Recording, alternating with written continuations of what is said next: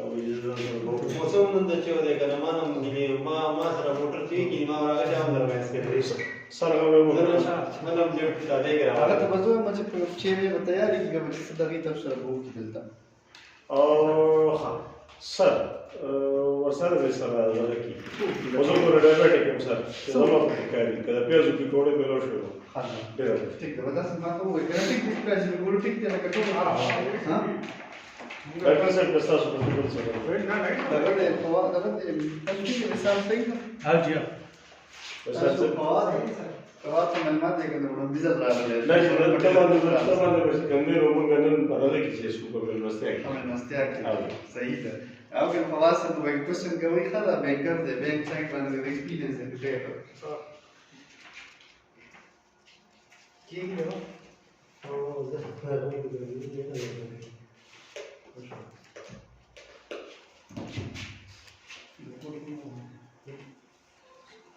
दाजी वक्ती डॉक्टर साहब के नाश्ता और गला शौक बैटरी का ख्वाहिश हो बस भी आया से मिलके सस्ता सवाल हाँ जमान दी वाला ठीक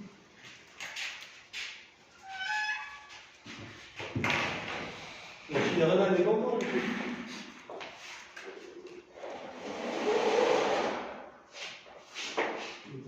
हाँ ना ये दान दान के हम लोग ना ये स्टिक दोनों के लिए कितना हुआ है तो क्या बजे निकल पड़ी और अपन परमानेंट मार्कर वाले कर दिया था तेरा सफर ही नहीं होता है इधर से शे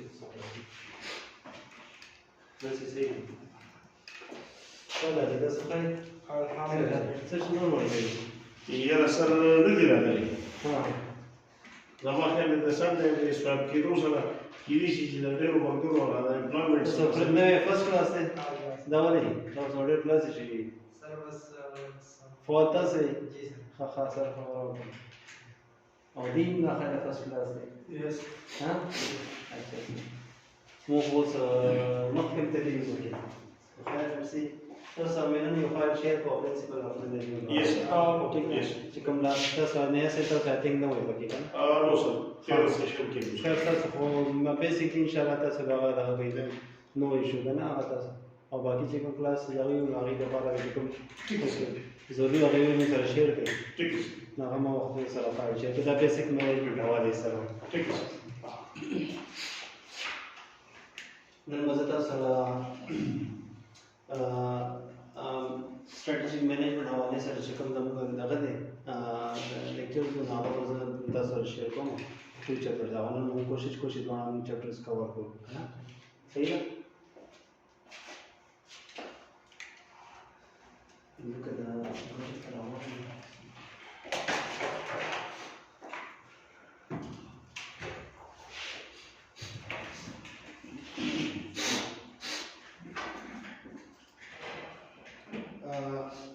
in this strategy management this is the course content ठीक है oral course content related to the strategy management if you will cover 4 to 5 chapters सही the first unit is introduction to strategies and strategic management जिसका हम basic concept को discuss करेंगे ठीक है उसका जो भी सब टॉपिक्स हैं वो हमारे पास उसी बेस पे हमारे पास ये फर्स्ट चैप्टर जो होगा डिपेंड होगा ठीक है सेकंड चैप्टर जो होगा ये स्ट्रेटेजिक एनालिसिस के हवाले से जो टूल्स एंड टेक्निक्स यूज होते हैं रिलेटेड टू स्ट्रेटेजी मैनेजमेंट ठीक है थर्ड हमारे पास जो यूनिट होगा स्ट्रेटेजी फॉर्मुलेशन से है फोर्थ यूनिट हमारे पास स्ट्रेटेजी एनालिसिस होगा और स्ट्रेटेजी रिविजन कंट्रोल जो ओवरऑल आपकी स्ट्रेटेजी मैनेजमेंट में कवर होते हैं सही दीज आर द रेफरेंसेस जिसमें आप इसको स्ट्रेटेजी मैनेजमेंट के लिए आप फॉलो कर सकते हैं ठीक है इसकी बेसिक कंसेप्ट को समझने के लिए आप यहाँ से आप अपने भी नोट्स वगैरह जो होते हैं ये आप बना सकते हैं ठीक है ये आपका फर्स्ट चैप्टर होगा ठीक है फर्स्ट ऑफ ऑल हमारे पास बेसिक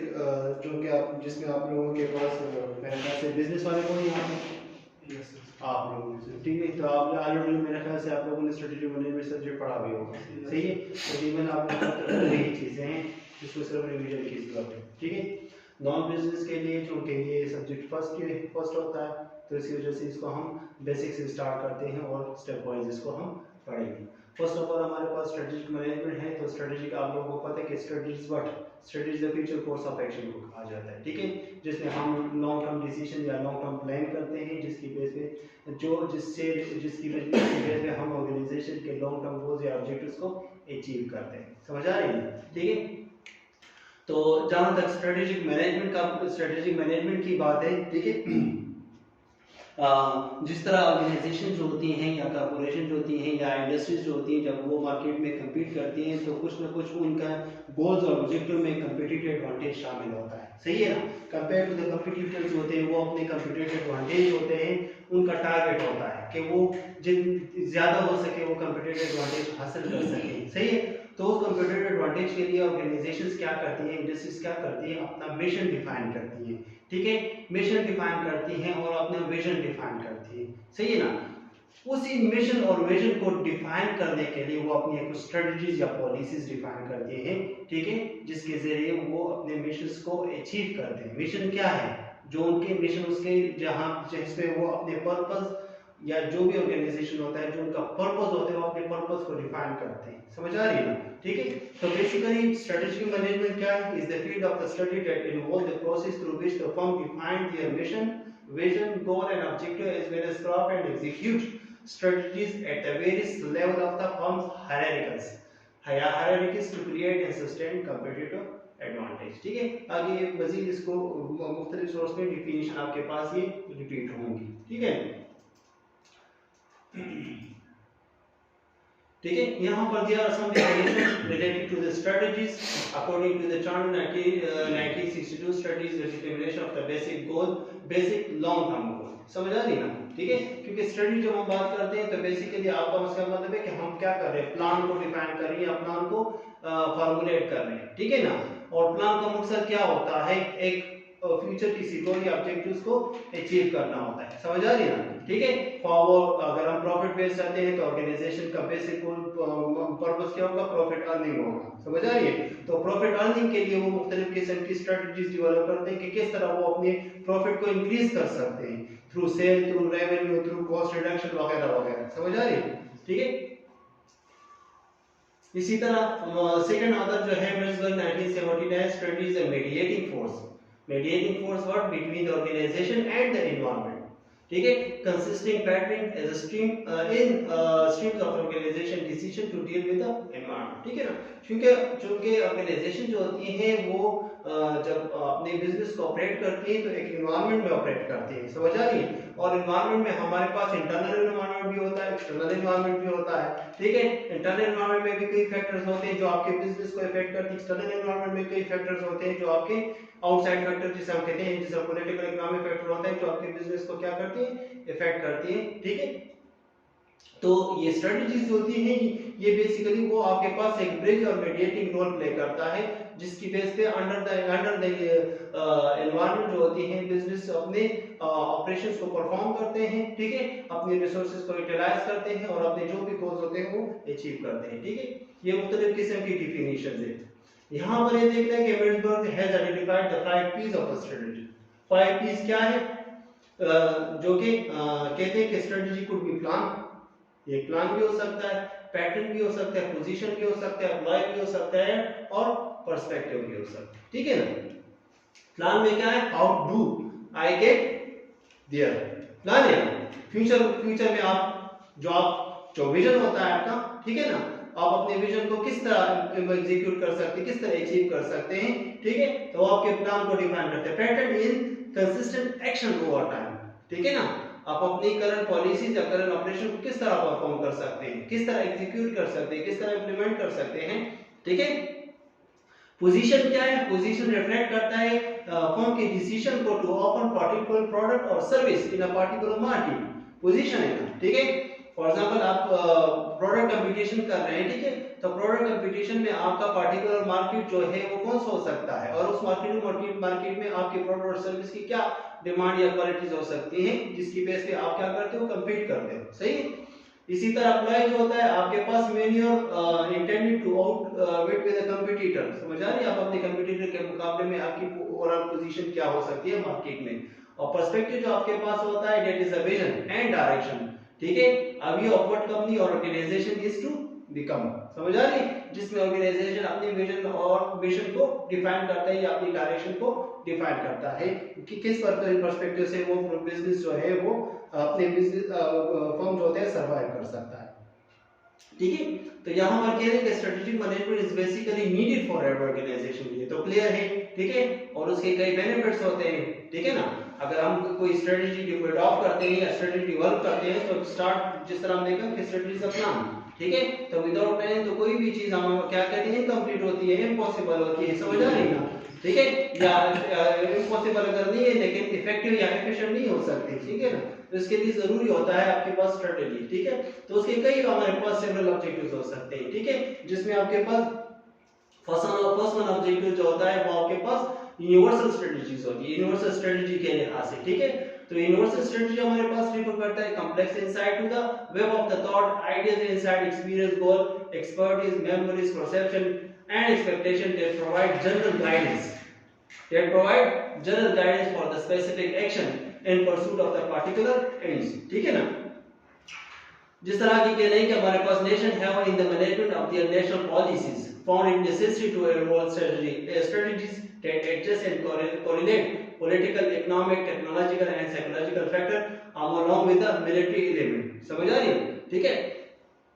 मतलब ये कि स्ट्रेटजी किसी स्पेसिफिक या पार्टिकुलर सेक्टर या पार्टिकुलर यूनिट का नाम नहीं होता या यूनिट के लिए नहीं होता, या हम ये कह सकते हैं कि सिर्फ एक इंडस्ट्री से या किसी प्रोडक्शन से मुंसलिक नहीं होता, ठीक है ना। यूनिवर्सली एप्लीकेबल है, ठीक है। यूनिवर्सल है वो फ्रॉम ब्रॉड कांसेप्ट से लेते हैं या किसी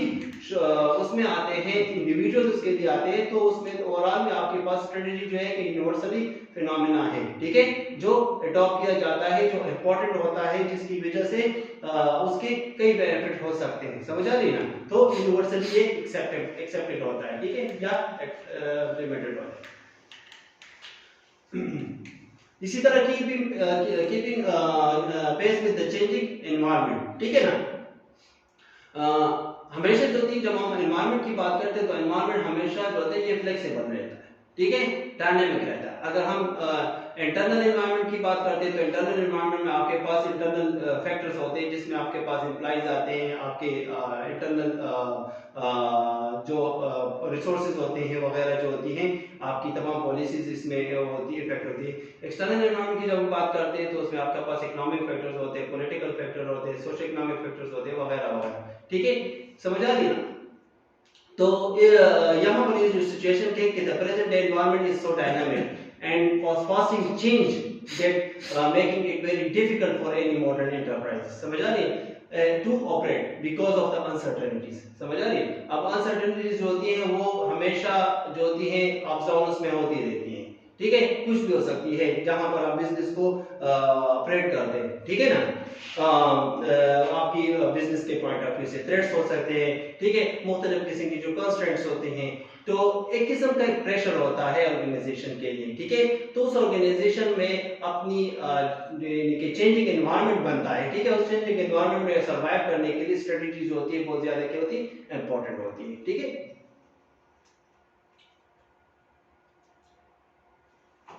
इसी तरह मिनिमाइज कंपटीटिव एडवांटेज, ठीक है। अब यहाँ पर अगर हम मार्केट की बात करते हैं, ठीक है, और किसी भी लेवल में हम बात करते हैं, स्मॉल लेवल बिजनेस है, मीडियम लेवल बिजनेस होते हैं, लॉन्ग लेवल या सॉरी जो मेगा बिजनेस होते हैं, मेजर कॉर्पोरेशंस होती हैं, ठीक है, वो एक एनवायरनमेंट में अपने बिजनेस को जब ऑपरेट करती हैं तो वो एक इंडिविजुअल कंपनी या इंडिविजुअल इंडस्ट्री नहीं होगी, सही है। लाजमी है उनके कोई ना कोई उनके कंपटीटर्स होते हैं, ठीक है, जिस पर वो जिसकी वजह से उनका जो बिजनेस टारगेट्स होते हैं या बिजनेस गोल्स होते हैं वो इफेक्ट हो सकते हैं, ठीक है ना। लाइट इशू नहीं कर जनरेटर प्रॉब्लम, लाइट लो नहीं जनरेटर हो जाएगी, अच्छा चलने वाली, ठीक है। तो लाजमी बात है कि जो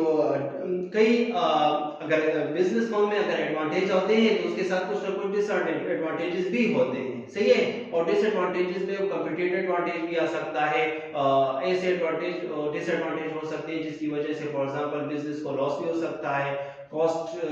प्रॉब्लम भी आ सकती है, रिसोर्स प्रॉब्लम भी हो सकती है, ठीक है ना, उसमें कई ह्यूमन रिसोर्सेज भी आ सकती है, प्रॉब्लम आ सकती है, ठीक है, मटेरियल रिसोर्स प्रॉब्लम आ सकती है, जिसकी वजह से बिजनेस का जो मेन टारगेट होता है वो इफेक्ट होता है, ठीक है ना। तो लाजमी बात है उस डिसएडवांटेज को कैसे रिमूव किया जाए, ठीक है। उसके लिए आपके पास क्या होना चाहिए, आपके पास एक ऐसी स्ट्रेटजी होनी चाहिए जिससे आप अपनी उस डिसएडवांटेज को कंट्रोल कर सकें, उस डिसएडवांटेज को मिनिमाइज कर सकें, सही है ना। फॉर एग्जांपल अगर हम बिजनेस रिस्क की बात करते हैं, ठीक है, तो रिस्क एक ऐसा फैक्टर होता है जिससे आपका ओवरऑल प्रॉफिट क्या हो सकता है, मुतासर हो सकता है, समझ आ रही ना। आपका बिजनेस अनसर्टेनिटीज इंक्रीज हो सकती है, ठीक है, और अनसर्टेनिटीज जो होती हैं वो आपके बिजनेस में कुछ भी हो सकती है, सही है। तो उस अनसर्टेनिटीज को, उस रिस्क को मिनिमाइज करने के लिए आपके पास क्या होना चाहिए, आपके पास कुछ प्लान होना चाहिए, आपके पास कुछ टेक्निक्स होने चाहिए, आपके पास कुछ नॉलेज होना चाहिए जिससे आपके पास जिस हिसाब से आप उस रिस्क को मिनिमाइज कर सके, ठीक है ना। तो उसके लिए स्ट्रेटजीज होती है बहुत इंपॉर्टेंट होती है। इसके अलावा इसमें फोर्थ ऑप्शन जो है clear sense of the strategy है, मोटिवेटिंग एम्प्लॉइज है, ठीक है, strengthening decision making under strategic management है, efficient and effective way of implementing action for result है, ठीक है, and improved understanding of internal and external environment of the business strategy हैं। ये तमाम वो फैक्टर्स हैं, तमाम बेनिफिट्स हैं जिसके जरिए आप क्या कर सकते हो, उसको फुलफिल कर सकते हो, ठीक है। यानी कि यहाँ पर वो स्ट्रेटेजिक मैनेजमेंट की इंपॉर्टेंस को हम डिस्कस कर रहे हैं जिससे आप अपने, यानी कि अगर आप डिसीजन मेकिंग है, ठीक है, या बिजनेस डिसीजंस हैं, उस डिसीजन को इफेक्टिव बना सकते हैं, समझ आ रही है, उस डिसीजन को स्ट्रांग बना सकते हैं, अपनी डिसीजन को वेरिएबल बना सकते हैं with the help of the strategies, with the help of the strategic management, ठीक है। इसी तरह मोटिवेटिंग एम्प्लॉइज, समझ आ रही, अगर आपके एम्प्लॉय और आपके एम्प्लॉय को आपके ऑर्गेनाइजेशन का या आपके बिजनेस का विजन क्लियर ना हो, ऑर्गेनाइजेशन का मिशन क्लियर ना हो, ठीक है ना, तो क्या वो मोटिवेट होगा या वो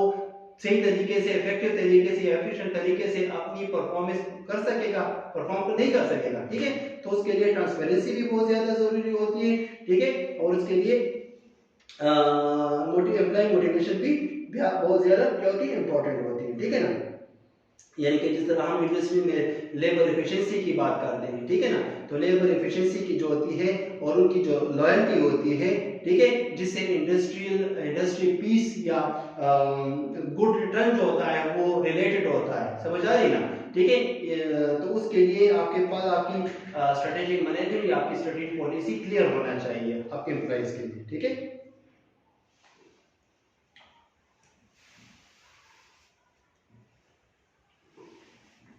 तो यहाँ पर एक ग्राफ मैंने यहाँ पे डिफाइन किया था, अभी इसमें आप लोगों को शो भी हो जाएगा, जिसमें मैंने इंपॉर्टेंस ऑफ स्ट्रेटेजिक मैनेजमेंट को पॉइंट्स फॉर्म में शो किया है और उसके बेनिफिट को शो किया है, ठीक है। तो बेनिफिट तो सबसे पहले हम बेसिक कंसेप्ट में हम यही बात करते हैं कि स्ट्रेटेजिक मैनेजमेंट के जरिए क्या होता है, ऑर्गेनाइजेशन अपने मिशन को एस्टेब्लिश करता है, समझ आ रही है, ठीक है, कि उसका बिजनेस का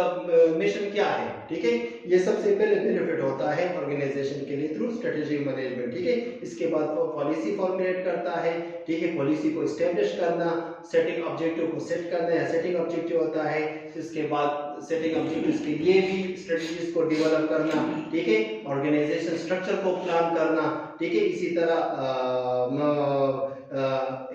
इसके अलावा आपको ये आंसर डिफाइन करते हैं जिसमें हम अपने विजन और मिशन को क्लियर करते हैं कि what is the organisation now, what will be the organisation in a certain time frame, and what are the risk and pay off, and what are the possible change in organisation in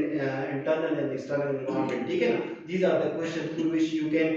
answer it with the help of the strategic management, ठीक है। तो ये इसके वो benefit भी आ जाते हैं, ये इसके इंपॉर्टेंस भी बन जाते हैं, ठीक है, जिससे आप अपनी जिसके लिए आपके पास ये जरूरी होता है स्ट्रेटेजिक मैनेजमेंट। सेकेंड इसमें हमारे पास था लेवल ऑफ, इसको ऊपर कर दे, क्या कर दे कि नहीं सर, एक काम करें, जो ये टॉपिक है ये जरा जो ग्रुप में जरा शेयर करें, मैं उससे किसी को देखना चाहते हैं, मैं उससे देखता रहूँगा। अच्छा, मैं लेकिन अभी तो यहाँ पर मेरे पास नेट नहीं आ रहा, जी जी, अभी मैं शेयर कर देता हूँ, मेरा भी आगे।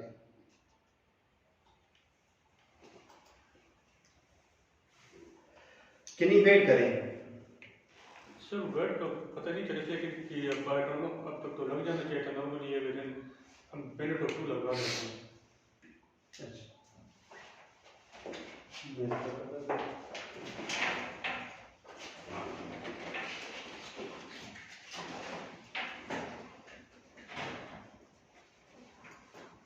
फर्स्ट क्लास में लाइट थी फोन जी फर्स्ट क्लास में उसमें लाइट थी मेरे काम पे जब चली गई तो फिर उन्होंने जनरेटर लगा दिया था सर जी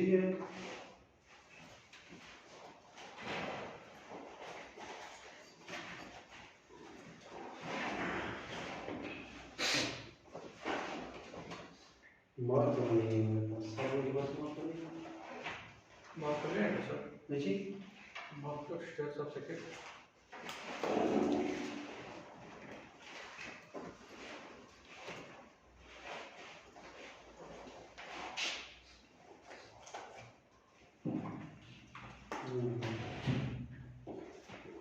छोड़ दी छोड़ो वर्कर हाँ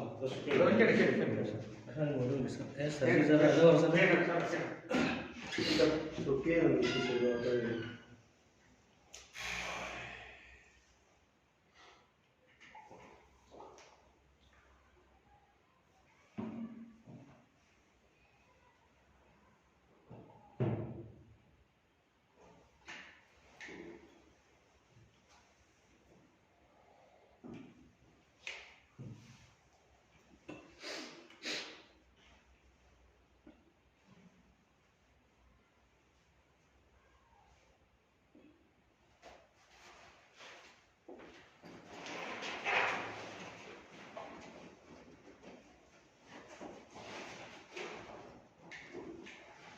यहाँ से 10 डायबिटिक कलर